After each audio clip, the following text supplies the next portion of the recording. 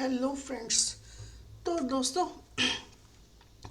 अब मैं वापस से सेल ऑफ गुड्स एक्ट 1930 का चैप्टर 5 लेके आई हूँ। चैप्टर 4 तक हम पहले वीडियोस में पढ़ चुके हैं सब सारी चीज़ें। अब हम सेक्शन 45 से 55 तक पढ़ेंगे।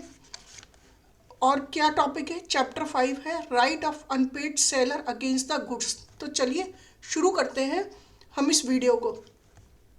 तो सेक्शन 45 अनपेड सेलर डिफाइंड।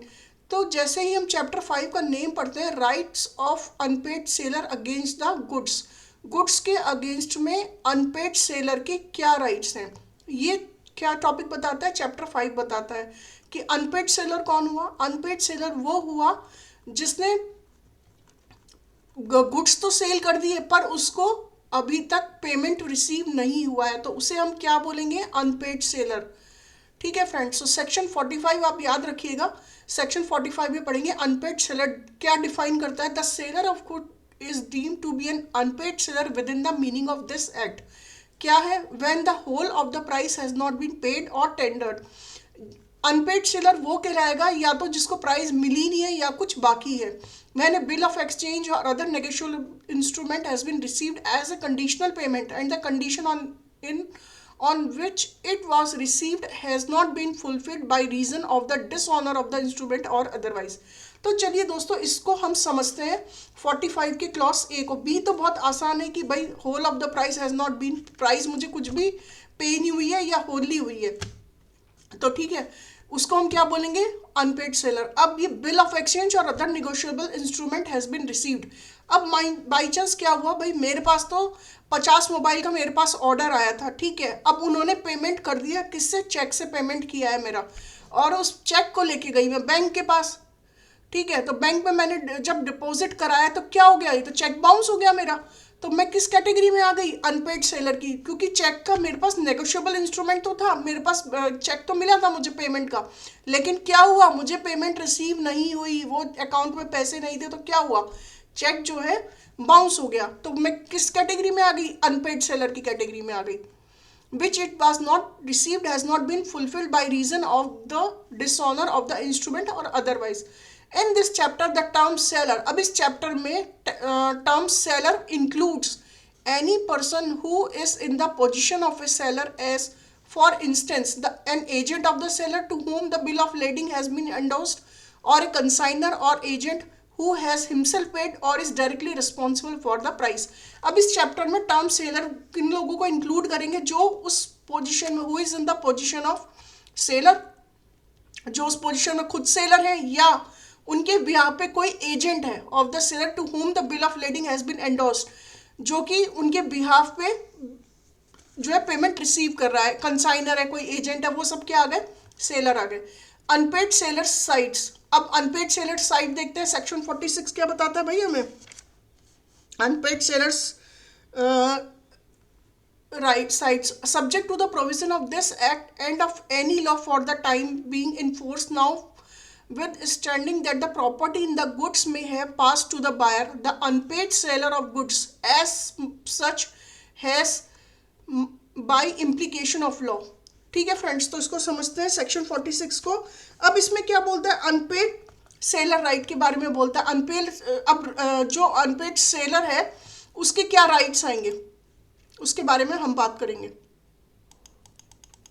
ठीक है फ्रेंड्स। तो अनपेड सेलर्स के बाद की साइड से क्या है? The subject to the provision of this act, इस एक्ट में क्या प्रोविजन किए? And of any law for the time being in force notwithstanding that the property in the goods may have pass to the buyer. Goods क्या हो चुकी हैं? हमें पास किसको हो चुकी हैं? बायर को पास हो चुकी हैं। The unpaid seller of goods as such has by implication of law. क्या लॉ इम्प्लीकेशन होंगे उसके ऊपर?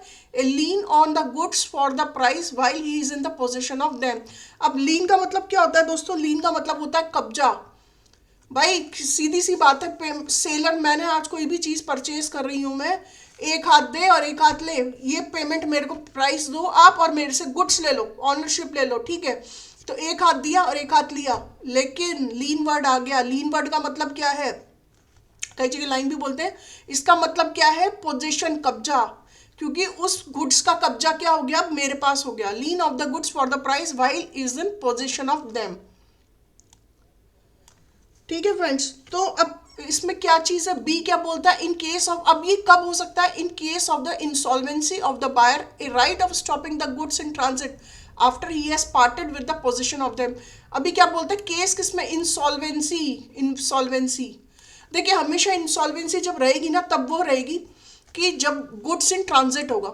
ठीक है, मुझे पता चल गया, सेलर को पता चल गया कि अरे ये तो दिवालिया हो गया है, तो क्या भाई जहां खड़ा है गड्डी लेके, जहां खड़ा है वहीं से यू टर्न ले ले, वहीं से यू टर्न लेके वापस आ जा, बायर को ये गुड्स मत देना, वो इंसॉल्वेंट हो चुका है। ठीक है फ्रेंड्स, तो अब किस किस चीजों में होता है, दूसरा है, पहला तो हमने lien of the goods, goods पे कब्जा हो जाएगा। ठीक है, in case of insolvency of the buyer, a right of stopping the goods.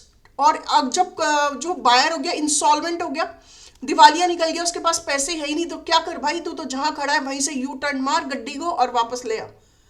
Right of resale as limited by this act, अब इस एक्ट के हिसाब से मेरी गुड्स, मेरा पोजीशन, मेरे को आपने पैसा दिया नहीं, तो क्या हुआ, मेरे पास राइट्स वापस आ गए ना रीसेल के। अगर आप पैसा नहीं दोगे तो मैं तो सेल करूंगा उस चीज को, तो मेरे पास क्या राइट्स आ जाएंगे, रीसेल के राइट्स आ जाएंगे। Where the property in good has not pass to the buyer, अब क्या हो गया, property in goods has not pass to the buyer, the unpaid seller has in addition to his other remedies a right of withholding delivery similar to and co-extensive with his rights of lien and stoppage in transit where the property had passed to the buyer। अब ये 46 का 2 क्या बोलता है,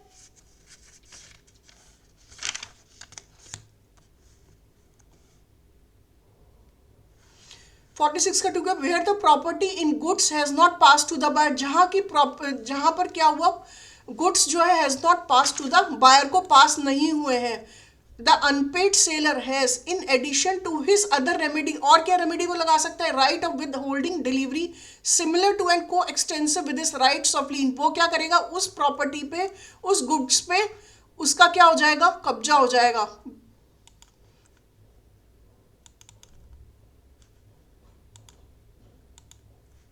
ठीक है, and stoppage in transit, और रास्ते में ही उसको रोक देगा, where the property has pass to the buyer. अब सेक्शन 47 क्या बोलता है, सेक्शन 47 बोलता है सेलर्स लीन। ठीक है, सेक्शन 47 बोलता है सेलर्स लीन, क्या होता है, उसे हम चार्ज भी कहते हैं। ठीक है, इसको क्या बोलते हैं, हम चार्ज भी कहते हैं। Subject to the unpaid seller's lien, lien का मतलब मैंने आपको बता ही दिया, कब्जा, जो उस सेलर के पास जो कि अनपेड है, जिसे प्राइस नहीं मिला है, गुड्स का कब्जा किसके पास होगा, सेलर के पास। Subject to the provision of this act, the unpaid seller of goods who is in the possession of them is entitled to retain possession of them until payment or tender of the price in the following case namely। अब वो कौन कौन से conditions हैं, where the goods have been sold without any stipulation as to credit। ठीक है, where the goods have been sold, ठीक है, गुड्स कब बेच दी जाएंगे, जहां without any stipulation as to credit, जहां पे क्रेडिट कुछ है ही नहीं। Where the goods have been sold on credit but the term of credit has expired। अब पहला तो कैश में हो गया, ठीक है, जहां पे क्रेडिट था ही नहीं। अब दूसरा क्या है, बोलता है अगर क्रेडिट पे है but the term of credit has expired, भाई मैंने आज 50 मोबाइल का ऑर्डर दिया था, ठीक है, और आपने कहा था कि ठीक है हम 10 दिन में 10 दिन में ये जो आपका पेमेंट है इसको हम भेज देंगे, तो क्या वो 10 दिन एक्सपायर हो गए, तो अब मैं क्या करूंगी, अगर क्रेडिट एक्सपायर हो जाएगा तो मैं क्या करूंगी, गुड्स को सेल कर दूंगी। Where the buyer becomes installment, अब बायर्स बिकम इंस्टॉलमेंट, अगर दिवालिया हो जाता है तो भी मैं गुड्स पे कब्जा मेरा हो जाएगा। अब सेक्शन 48 क्या बोलता है, 47 का 2 क्या बोलता है, the seller may exercise his rights of lien notwithstanding that is in position of the goods as agent or bailee for the buyer. अब क्या ये क्या बोल रहा है, the right of lien now notwithstanding that he is in the position of the goods as agent or bailey for the buyer। अब उसका कब्जा क्या हो जाएगा, गुड्स का, पोजीशन ऑफ गुड्स। ठीक है, ये कहलाएगा पोजीशन ऑफ गुड्स, किसके पास हो जाएगा, सेलर के पास।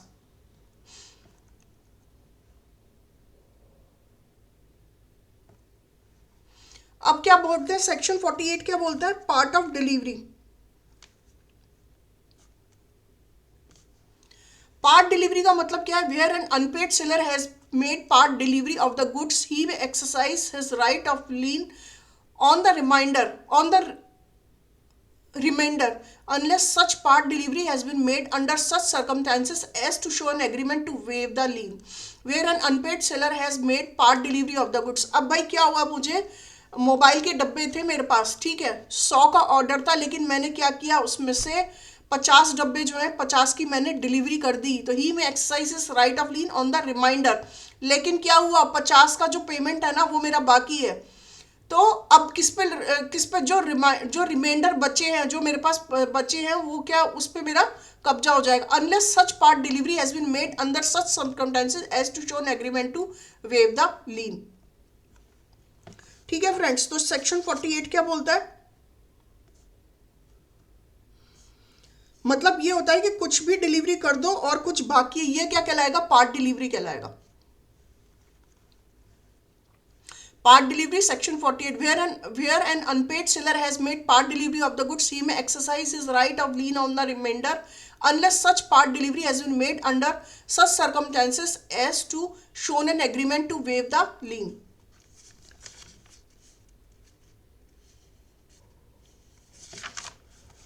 अब क्या बोलता है,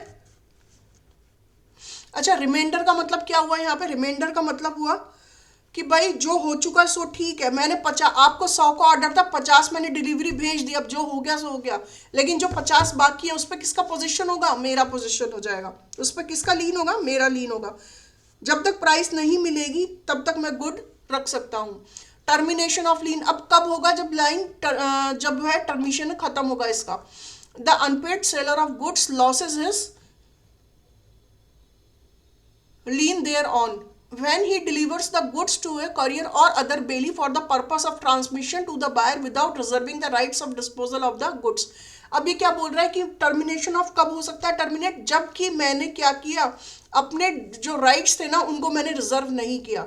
when he delivers the good to a carrier or other bailey for the purpose of transmission to the buyer without reserving the rights of disposal of the good, मैंने उनका राइट्स रिजर्व नहीं किया, तो क्या हो गया, मेरा जो कब्जा है वो टर्मिनेट हो जाएगा।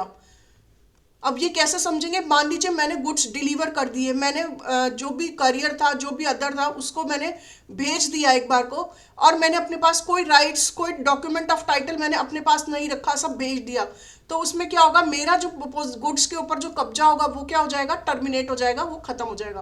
व्हेन द बायर्स और his agent lawfully obtain position of the goods, अगर बायर और उसका एजेंट ने लॉफुली उस गुड्स का पोजीशन ले लिया तो भी मेरा क्या होगा, कब्जा खत्म हो जाएगा। वो तो होगा ही, नेचुरल सी बात, जब गुड्स मेरे पास है ही नहीं तो मैं किस पे लीन करूंगी, तो वो खत्म हो जाएगा। बाय वेवर अगर वो खुद ही मान जाता है, खुद ही खत्म कर देता है, इट्स ओके, इससे बढ़िया कोई बात नहीं है। The unpaid seller of goods having a lien thereon does not lose his lien by reason only that he has obtain a decree for the price of the goods.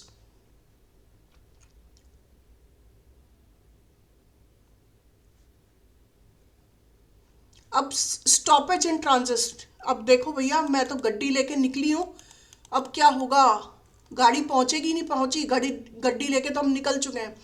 Section 50 क्या बोलता है भाई, section 50 ये बोलता है कि right of stoppage in transit, right मेरे कब स्टॉप कब मैं ट्रांजिट में जो गुड्स मैंने भेज रखा है, मैं गड्डी लेके निकल चुकी, कब रुकेगी मेरी गड्डी, subject to the provision of this act when the buyer of goods become insolvent. दोस्तों ये बहुत इंपॉर्टेंट है, क्वेश्चंस में आता है एग्जाम में, इंसॉल्वेंट के जब जो बायर है वो इंसॉल्वेंट हो जाता है तभी आपके पास किस चीज़ के राइट आएंगे, स्टॉपेज के। अगर वो इंसॉल्वेंट हुआ ही नहीं है, उसके पास पैसा पड़ा है, तब तो मेरी सेल हो जाएगी ना बस, तब थोड़ी ना मैं रोकूंगी, बीच रास्ते में से थोड़ी ना अपना सामान मंगाऊंगी।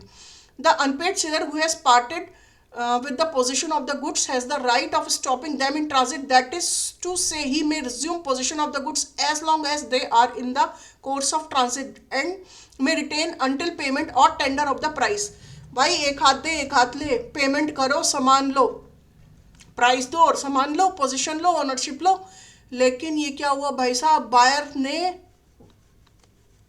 बायर इंसॉल्वेंट हो गया है, तो अब उसके पास पैसा ही नहीं, तो पेमेंट ही नहीं दोगा, तो मैंने क्या किया, जो भी ट्रांसमिट में था, जो भी करियर लेके जा रहा था, मैंने उसको फ़ोन लगाया कि भाई जहाँ भी है वहीं से यू टर्न मार और वापस आ जा, बायर को ये सामान मत देना, क्योंकि वो क्या हो चुका है, इंस्टॉलमेंट, वो दिवालिया हो चुका है। अब सेक्शन 51 क्या बोलता है, ड्यूरेशन ऑफ ट्रांजिट। अब ड्यूरेशन से क्या मतलब समझते हो आप, ड्यूरेशन ऑफ ट्रांजिट का क्या मतलब है कि मैंने जब गाड़ी में, पिकअप में, करियर में जो भी सामान चढ़ गया और बायर बायर के लिए वो सामान मेरे यहाँ से निकल चुका, तो वो जो मेरे यहाँ से निकला और बायर तक पहुंचा, वो जो बीच का रास्ता है बॉस, उसे क्या बोलते हैं हम, duration of transit.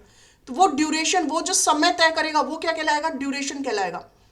Goods are deemed to be in the course of transit from the time when they are delivered to a courier or other bailey for the purpose of transmission to the buyer until the buyer or his agent in that behalf takes delivery of them such courier or other bailey। अब इसमें क्या है, बेली को आप भी समझ लीजिए, agent के तौर पे समझिए, क्योंकि ये कॉन्ट्रैक्ट में हम बाद में पढ़ेंगे डिटेल के अंदर। until the buyer or his agent in that behalf take delivery, या तो खुद बायर डिलीवरी ले ले, उसके बिहाफ पे कोई एजेंट डिलीवरी ले ले, तो वो डिलीवरी कंप्लीट मानी जाएगी। फिर if the buyer or his agent in that behalf contains delivery of goods before their arrival at the appointed destination, the transit is at an end। अब ये क्या बोल रहा है, अगर मान लीजिए मेरा सामान है, ठीक है, जयपुर से निकली गड्डी और मेरा सामान कहाँ जाना था, दिल्ली जाना था, लेकिन क्या हुआ, दिल्ली से पहले ही बायर ने या उसके एजेंट ने वो गुड्स की डिलीवरी ले ली, ठीक है, दिल्ली जाने से पहले ही उन्होंने सामान ले लिया कि भाई मैं तो यहीं हूँ, जहाँ मुझे डिलीवर करना है सामान, तुम यहीं दे दो, मुझे यहीं डिलीवरी कर दो गुड्स की, तो मुझे दिल्ली जाके वापस यहाँ सामान नहीं लाना पड़ेगा।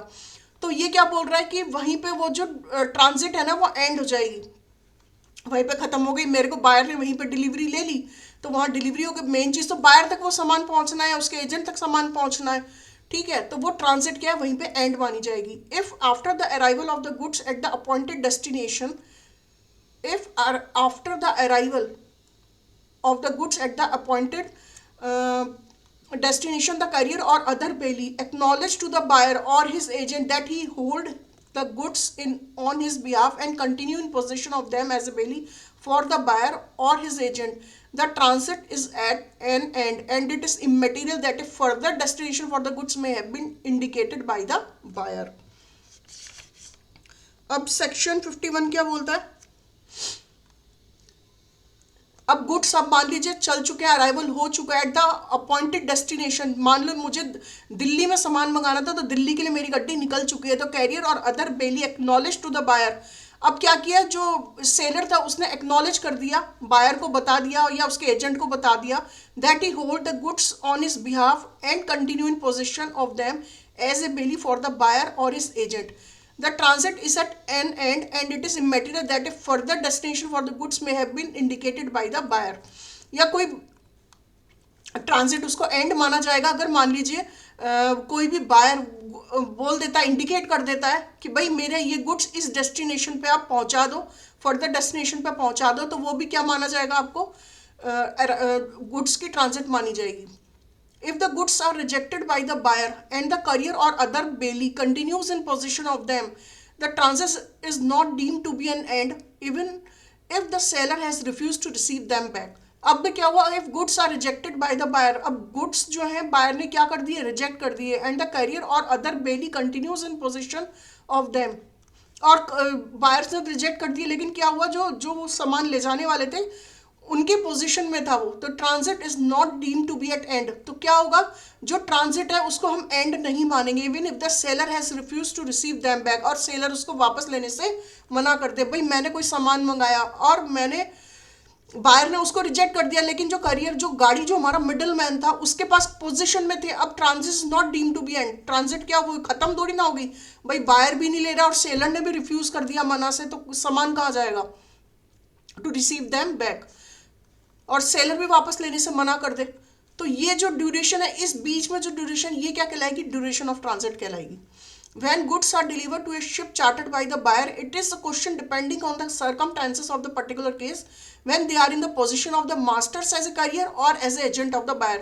अब मान लीजिए जहाँ मेरी गुड्स डिलीवर हुई हैं, शिप से हुई हैं या किसी और भी उससे हुई हैं, तो अब क्वेश्चन डिपेंड करता है कि वो, अब मान लीजिए शिप या फिर वो उसी की है, उसका ओनर है, तो डिलीवरी उसी को ही मानी जाएगी, ठीक है, तो उसके मिडिल मैन को नहीं मानी जाएगी, तो उसी को ही मानी जाएगी। तो position as a masters as a carrier or as a agent of the buyer. अब सिक्स्थ पॉइंट क्या बोलता है, where the carrier or other bailee wrongfully refuse to deliver the goods to the buyer or his agent in that we have the transit is deem to be an and.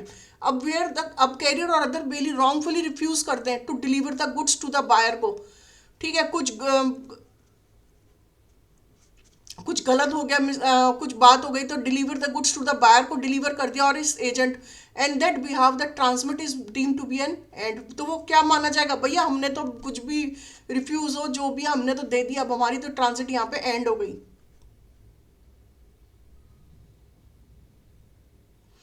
where a part delivery of the goods has been made to the buyer or his agent in that behalf, the remainder of the goods may be stopped in transit unless such part delivery has been given in such circumstances as to show an agreement to give up possession of the whole of the goods। ये क्या बोल रहा है कि जहां part delivery of the goods has been made to the buyer or his agent in that behalf, the reminder of the goods may be stop in transit unless such part delivery has been given in such circumstances as to show an agreement to give up position of whole the whole। अगर मान लीजिए मेरे पास 100 mobile का order था और 50 मैंने से deliver कर दिए, ठीक है, तो अगर उसने नहीं रोका तो क्या होगा, unless such part delivery has been given is sir some to as to show an agreement to give up possession, तो वो क्या मानी जाएगी, होल ऑफ गुड्स की डिलीवरी मानी जाएगी। अब क्या बोलते हैं section 52, how stoppage in transit is effected, कैसे इफेक्ट होगी, वो कैसे इफेक्ट करेगी, कैसे सेक्शन लागू होगा, सेक्शन 52, ठीक है फ्रेंड्स। अब इसमें क्या बोल रहा है, stoppage the unpaid seller may exercise his rights of stoppage in transit either by taking actual position of the goods or by giving notice to his claim to her carrier or carrier or other bailey in whose possession the goods are, such notice may be given either to the person in actual possession of the goods or to his principal in the latter case the notice is to be effectual shall be given at such time and circumstances that the principal may be exercise of reasonable diligence may communicate to his servant or agent time to prevent a delivery to the buyer. Unpaid seller may exercise right of stoppage in transit. अब अगर मान लीजिए unpaid seller है, देखिए सबसे पहली बात तो स्टॉपेज इन ट्रांजिट तब होता है 90% केसेस जब क्या हो जाता है, हमारा इंसॉल्वेंट हो जाता है, ठीक है, by actual position of goods or by giving notice to his claim to the carrier or other bailee in whose position, जिसकी पोजीशन अब गुड्स किसकी पोजीशन में है, गुड्स है करियर की पोजीशन में और बेली की पोजीशन में, उनके पास है, उनकी पोजीशन में है, ठीक है, तो उनको क्या करेंगे, नोटिस। अब देखो जब ये एक्ट बना था ना 1930 में, उस टाइम ना तो इतने व्हाट्सएप और इतना मोबाइल, इतना कम्युनिकेशन तो होता नहीं था, तो उनको नोटिस भेजने में और इंफॉर्मेशन देने में बहुत टाइम लगता था। whose possession of goods are, such notice may be given either or to the person in actual possession of the goods or his principal. In the latter case, the notice to be factual shall be given at such time, such circumstances that the principal, by the exercising of reasonable diligence, may communicate to its servant or agent in time to prevent a delivery to the buyer। ठीक है friends, अब इसमें यही बोल रहा है कि भाई राइट ऑफ स्टॉपेज कब, तो उसको नोटिस भेजेंगे, उसको इंफॉर्मेशन देंगे कि भाई वहाँ पर सामान नहीं देना है। अब देखो इसमें कुछ थोड़ा सा डिफरेंस में मैं आपको थोड़ा सा बताती हूँ कि इसमें राइट ऑफ लीन और राइट ऑफ स्टॉपेज में क्या डिफरेंस होता है फ्रेंड्स, ठीक है। राइट ऑफ लीन में और राइट ऑफ स्टॉपेज में क्या डिफरेंस होता है। अब राइट ऑफ लीन क्या है, कब्जे का अधिकार, ठीक है, गुड्स के कब्जे का अधिकार मेरे पास होना चाहिए, right of lean. Right of stopping, रोकने का अधिकार, गुड्स को मेरे हाथ से निकल चुका एक मिडिल मैन के पास है, लेकिन उसे रोकने का अधिकार तो मेरे पास है। मेरे पास अगर इंसॉल्वेंट हो गया है बायर, उसके पास पैसा ही नहीं है देने के लिए, तो मैं मिडिल मैन जो करियर है उसको, जो भी वो लेके जा रहा है सामान, उसको मैं ये चीज़ बोल सकती हूँ कि भाई यू टर्न ले और घुमा वापस ले, क्या मेरा गुड्स मुझे वापस चाहिए, ठीक है। और राइट ऑफ लीन में क्या होगा, पोजीशन पे होगा, और इसमें क्या होगा, रीगेन पे होगा। ये रीगेन मतलब इसके हाथ से चला गया है और ये इसने नोटिस दिया इसको और फिर इसको वापस बुलाया कि भाई तुम तो वापस आ जाओ, तो मैंने क्या किया, मेरे गुड्स को रीगेन कर लिया, मैंने वापस बुला लिया। अब इसमें राइट ऑफ लीन में क्या होता है, पोजीशन ऑफ गुड्स होते हैं, कब्जा किस चीज़ का होगा, गुड्स का ही होगा। और राइट ऑफ स्टॉपेज में किसका होगा, ट्रांसमिट है, निकल चुका है, तो मेरे को रीगेन होगा उसके अंदर, ठीक है फ्रेंड्स। तो the unpaid seller may exercise is right of stoppage in transit either by taking actual position of the goods or by giving notice to his claim to the courier or other bailey in whose position in the goods are. Such notice may be given. notice देगा उसको, ठीक है. When notice of stoppage in transit is given by the seller to the courier or other bailey in possession of the goods, he shall redeliver the goods to or according to the direction of the seller. The expenses of such redelivery shall be borne by the seller. अब ये delivery कौन करेगा? Seller करेगा. भाई seller का सामान है, मेरा सामान है, मेरे गुड्स है, मुझे पेमेंट नहीं आया तो मुझे तो मेरा सामान वापस चाहिए ना. मैं तो रोक के बुलाऊंगी कि भाई जो पैसा देगा मैं सामान तो उसी को ही दूंगी. तो रीडिलीवरी जो है गुड्स की वो मैं वापस ले लूंगी. अब सेक्शन 53 क्या बोलता है? Transfer by buyer and seller. Transfer by buyer and seller. Section 53 effect of sub sale or pledge by buyer. अब प्लेज का मतलब आपको पता ही होगा फ्रेंड्स, हमने बहुत पढ़ा है प्लेज के बारे में. प्लेज क्या होता है? गिरवी. और गिरवी किन चीज़ों की होती है? हमेशा मूवेबल प्रॉपर्टीज की होती है गिरवी. कभी भी इमूवेबल प्रॉपर्टी प्लेज में नहीं होती, वो मॉर्गेज में जाती है. तो प्लेज का मतलब क्या है? गिरवी. और किस चीज़ की गिरवी होती है? मूवेबल प्रॉपर्टी की. जैसे आपने एग्जाम्पल के तौर पे मैं आपको समझाती हूँ. प्लेज किस चीज़ का? जैसे गोल्ड का हो गया, ठीक है. हम गोल्ड लोन लेते हैं तो गोल्ड अपना जो मूवेबल प्रॉपर्टी है वो हम गिरवी रखते हैं और उसके बदले हमें लोन मिलता है, तो वो क्या? प्लेज हो गया. अब यहाँ पे क्या? प्लेज मतलब गुड्स से रिलेटेड है. Effect of sub sale or pledge by buyer. Pledge by कौन रख रहा है? गिरवी कौन रख रहा है? गुड्स बायर रख रहा है. Subject to the provision of this act the unpaid sellers right of lien or stoppage in transit is not affected by any sale or other disposition of the goods which the buyer may have made unless the seller has assented thereto. ठीक है. अब section, अब ये क्या बोल रहा है? Subject to the transfer by buyer and seller. किसके बारे में ट्रांसफर हो रहा है? गुड्स का ट्रांसफर हो रहा है. किसके बीच हो रहा है? बायर और सेलर के बीच में हो रहा है. अब इस एक्ट में क्या प्रोविजन है? Unpaid sellers right of lien. Unpaid seller का क्या राइट है? अनपेड सेलर का क्या राइट है? आप मुझे कमेंट सेक्शन में बता सकते हैं. अब इतना डिटेल हम पढ़ चुके हैं इसके बारे में, तो आप मुझे बता सकते हैं अनपेड सेलर्स के क्या राइट है? राइट ऑफ लीन है, ठीक है, यानी कि गुड्स का कब्जा रखना. और stoppage in transit is not affected by any sale. और स्टॉपेज क्या होती है? किसी उसको सेल को इफेक्ट नहीं करनी चाहिए. Any sale or other disposition of the goods which the buyer may have made, जो बायर ने किया है, unless the seller has assented thereto. अब ये क्या प्रोवाइड करा रहा है? प्रोवाइड ये करा रहा है that where a document of title to goods has been issued or lawfully transferred to any person or buyer of the goods and the person transferred the document of to a person who takes the documents in good faith and for consideration. If such last mentioned transfer was by way a sale, the unpaid seller right of lien or stoppage in transit is defeated. If such last mentioned transfer was by way of pledge or other disposition for value, the unpaid seller's right of lien or stoppage in transit can only be exercise subject to the right of transferee. ये किसके rights हो जाएंगे? Transferee के rights हो जाएंगे. अब ये क्या बोल रहा है? अगर where documents of title to goods has been issued, अगर document of title of goods issue हो गए हैं और लॉफुली हुए हैं transfer to any person as buyer or owner of the goods, जो बायर को हुए जिसमें ओनरशिप हुई है गुड्स की, the person transfer the documents to a person who takes the goods document in good faith, good faith में दे दिया, व्यवहार में दे दिया, and for consideration then such last mention transfer was by way, उसको क्या माना जाएगा? सेल माना जाएगा. The unpaid sellers right of lien or stoppage in transit is defeated. ठीक है. अब इस चीज में क्या होगा? जब कंसिडरेशन हो गया, गुड फेथ में किया आपने, कुछ भी किया, तो उसको क्या मानी जाएगी? अब सेल मानी जाएगी. The unpaid sellers right of lien or stoppage in transit is defeated and such last mention transfer was by way of pledge. और इसको क्या माना जाएगा? एक प्लेज की तरीके से माना जाएगा. गुड्स क्या माने जाएंगे भाई? माना जाएगा गुड्स आपने गिरवी रख दिया. Other disposition for value. The unpaid sellers right. अब सेलर्स के क्या राइट है? Of lien or stoppage is transit can only be exercise कर सकते subject to the right of transferee.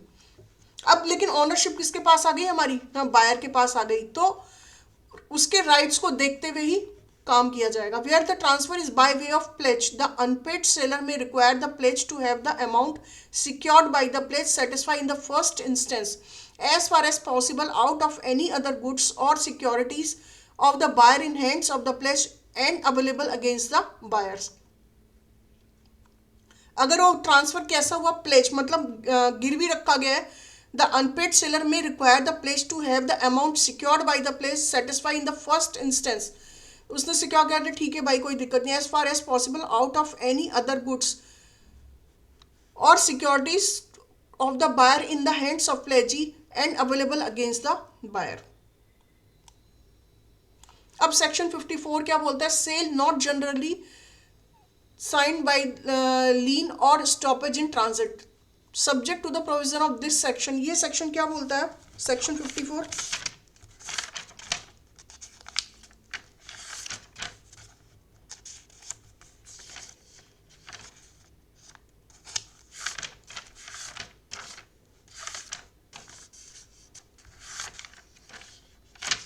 ठीक है। सेक्शन 54 क्या बोलते हैं, sale not generally rescinded or by line or stoppage in transit subject to the provision of this section, contract of sale is not by the merge exercised by an unpaid seller of his right of lien or stoppage in transit where the goods are of a perishable nature। अब ये ठीक है, अब ये चार चीज़ें कौन कौन सी चीज़ें हैं, चार, इसके बारे में हम पढ़ेंगे।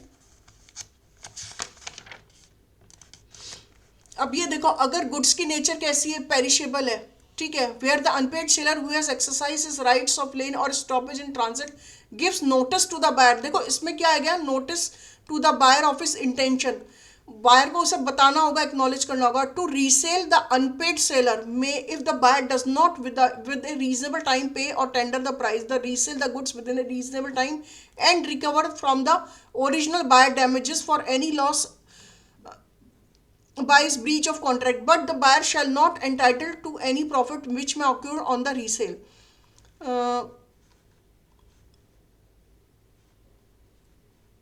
अब देखो इस चीज को बहुत अच्छे से समझते हैं। गुड्स क्या थे, goods are of perishable nature. मान लीजिए मेरे पास टमाटर का ऑर्डर था, 50 किलो का टमाटर, ठीक है। अब वो टमाटर की नेचर कैसी है भाई, वो तो सड़ जाएंगे, खराब हो जाएंगे, ठीक है।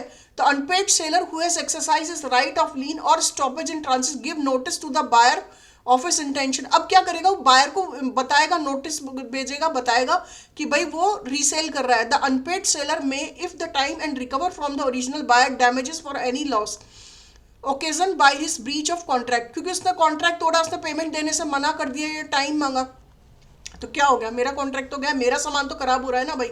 अब देखो इस चीज़ को ऐसे समझो, मान लीजिए वो टमाटर 50 किलो के टमाटर हैं, ठीक है, पेरिशेबल नेचर है उनकी, वो खराब हो जाएंगे, मैं ज़्यादा लंबे समय तक रखूंगी, तो मैं क्या करूंगी, उनको भाई रीसेल करूंगी। मेरे को तो पैसा दो, सामान लो, पैसा दो, सेल हो गई मेरी तो। लेकिन अगर आप पैसा ही नहीं दोगे तो मैं तो रीसेल करूंगी, गुड्स तो मेरी पोजीशन में है ना, मेरे पास है, मेरे कब्जे में है वो, तो मैं तो सेल करूंगी उसको।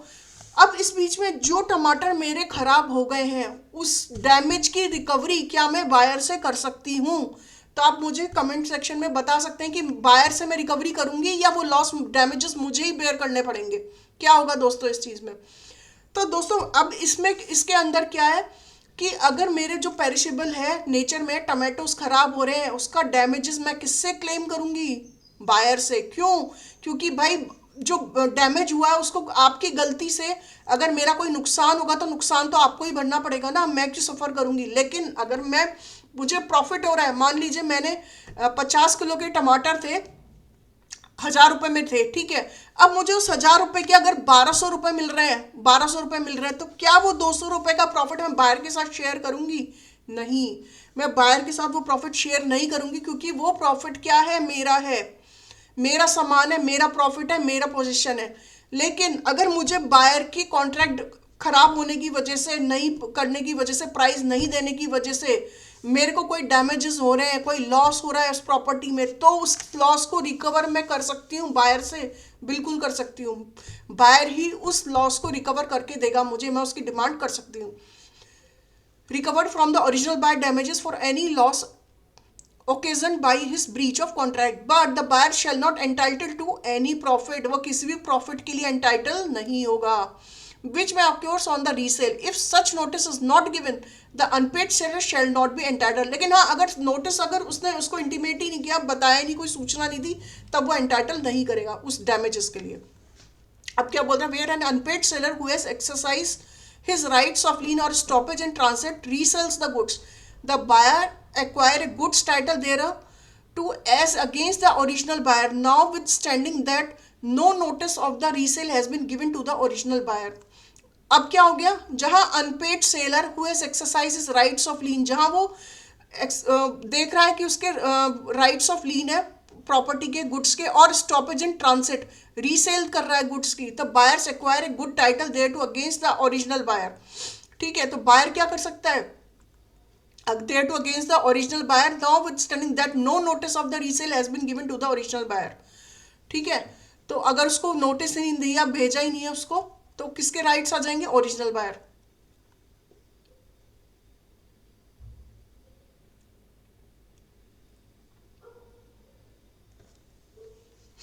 अब क्या बोल रहा है, where the seller expressly reserve a right of resale. अगर सेलर ने एक्सप्रेसली रिजर्व रखे हैं अपने पास राइट किसके, रीसेल के, in the case the buyer should make default or on the buyer making defaults, buyer ने कोई भी डिफॉल्ट किया तो resell the goods, the original contract of sale is thereby resigned but without prejudice to any claim which the seller may give for damages.